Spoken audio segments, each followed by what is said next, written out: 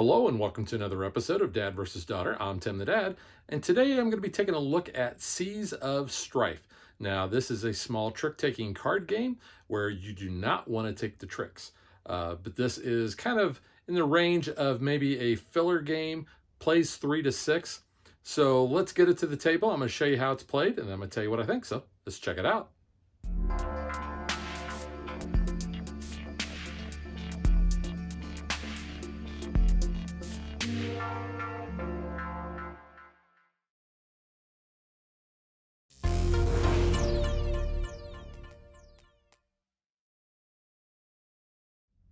Seas of Strife is a trick-taking game where you do not want to take the tricks. Every trick that you take is worth 1 penalty point. Like most trick-taking games or card games, you have various suits.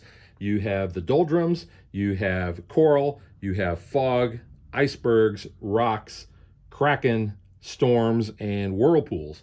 And one thing you'll notice is that each of the suits has their own numbering. So the doldrums here go from 0 to 10, the coral go from 11 to 20, fog goes from 21 to 29, icebergs go from 31 to 38, the rocks go from 41 to 47, the storms go from 51 to 56, the whirlpools go from 61 to 65, and the red kraken go from 71 to 74. So you'll notice that not all numbers are represented. The numbers go basically from low all the way to high, and as the suits change and the numbers go with them, you'll notice that the number of cards for that suit dwindle. So while you have 10 in the lowest suit, you actually only have 4 in the highest suit. Now the game plays from 3 to 6 players, and when you're playing with 3 players, you actually remove these 2 suits and you only play with these. However, in a 4, 5, or 6 player game, you're going to be playing with all of the cards. The game is played until one player hits the threshold of basically 10 penalty points. And like I said, you're going to be getting penalty points for every trick that you take. So what we're going to do is we're going to shuffle up the cards that we're going to be using, and then we're going to deal out all of the cards to all of the players. And then the player who has the orange 0, and I'm going to say this is really more yellow than orange, they're going to lead that trick for the first play. And then whoever takes the trick from there on out is going to be leading the next one. Now, there is an exception to that. Now, the cards will have a high number here that has a couple of indicators on it. For one, the highest number in that suit is going to be switched. Normally it would be the white color on the dark background, but on the highest one it's switched. And also the highest one has a little star on the flag and at the very top, because it's going to show you how many cards are in that suit. So since there are only 4 cards in this suit, you'll see we have 4 little flags, but there is the highest flag. And if you look at like the 73, you can see it's 1 less. In fact, if you look at the other ones, 71 would be the lowest, and it's going to be on the bottom. So that's an indication of where that card is in the suit order. Now, if you take the trick with the highest card in that suit, then you get to actually choose who is going to lead the next one. So you can either do it, or you can pick another player and have them lead.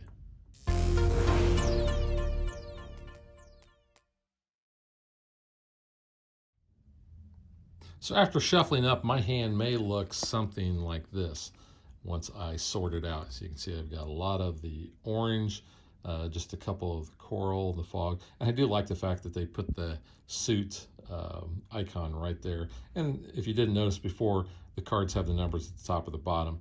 And it doesn't really matter which way you have it oriented, because they have all the indicators you need either way. It's just how you like the art on the cards. So that is my hand. So you can see I only have a few of those. But because I have this orange 0, I have to lead that. And what we like to do is we place the card out in front of us a little bit in the middle, but we want to make sure we know whose card is whose. So then the next player would have to look at their hand And they have to follow suit if possible. And you can see they have only 2 of that, so they throw the 3 out there. This player only has 1 of those, so they would throw that 9. And then this player only has 2, so they're going to throw that 7.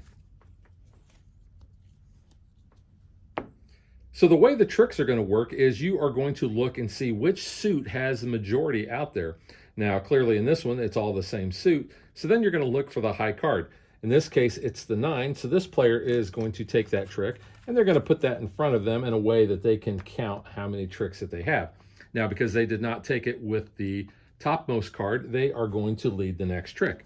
So they look in their hand and they decide they are going to lead this 22 in fog. So they throw that out there. Next player will look and they have a 21.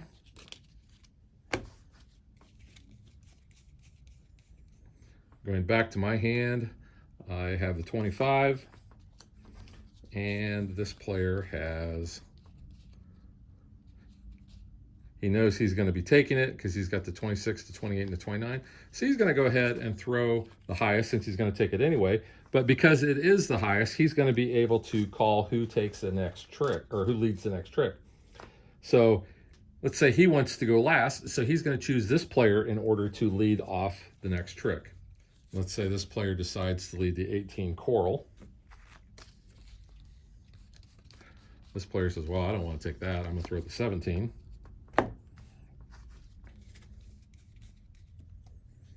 This player throws a 16.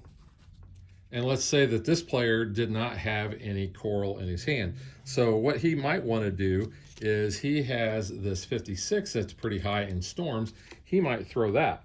Now, like I said, we're going to be looking to see which suit has a majority. It's coral, who played the highest number in that. This player did at 18. So they are going to take the trick and they will lead the next one. And that's really how simple the gameplay of Seas of Strife is. You're going to keep playing until one player hits that 10 penalty point threshold, and then the player who has the least number of penalty points is the winner. So now let's get to what I think.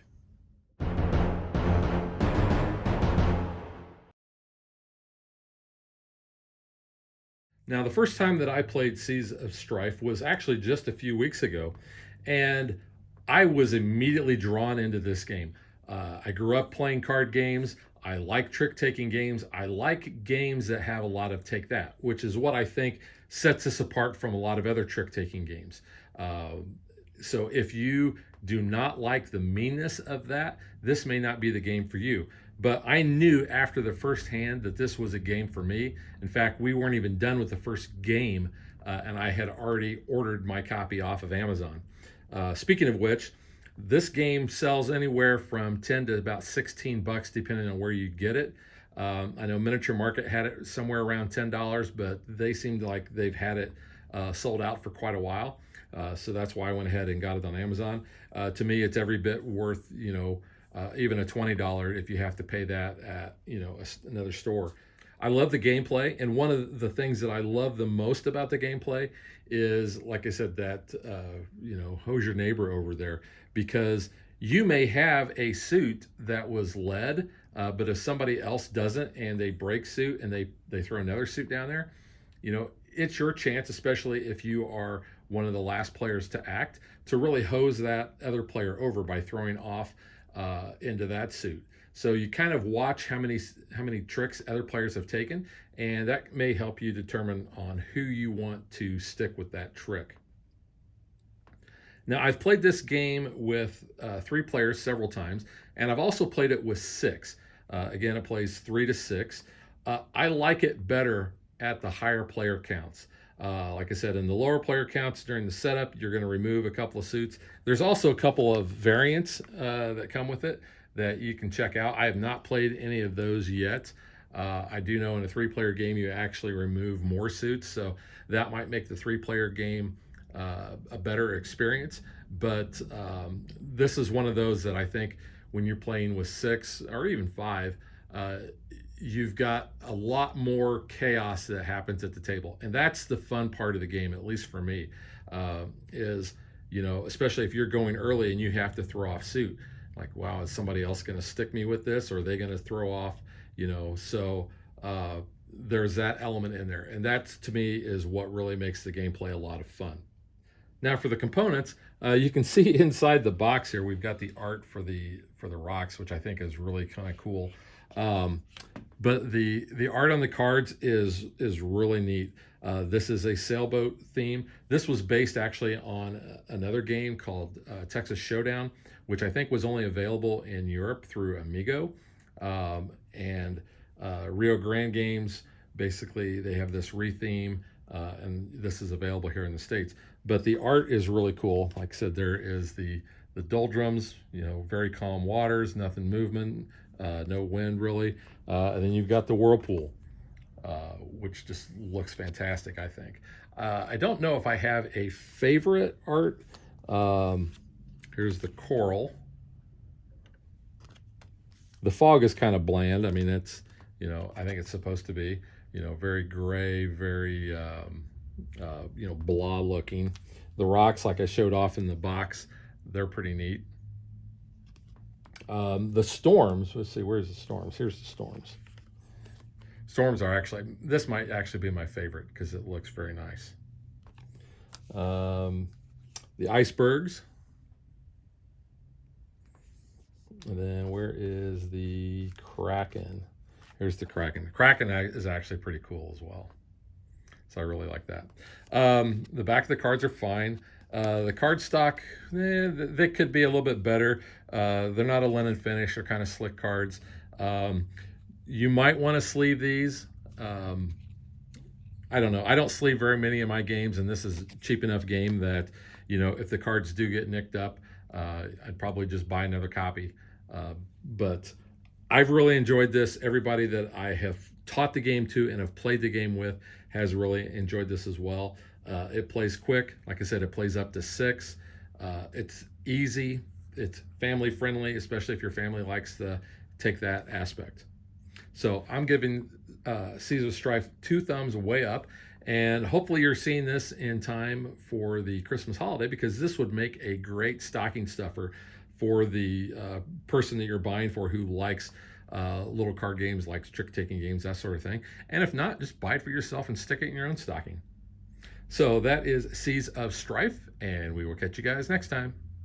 Thanks for watching our video. We hope you enjoyed it, and if you did, click that like and subscribe button. You can also follow us on social media like Facebook and Twitter at DadBeDaughter. And if you like what we do and you want to support us, you can visit our Patreon page. So thanks for watching. Thanks.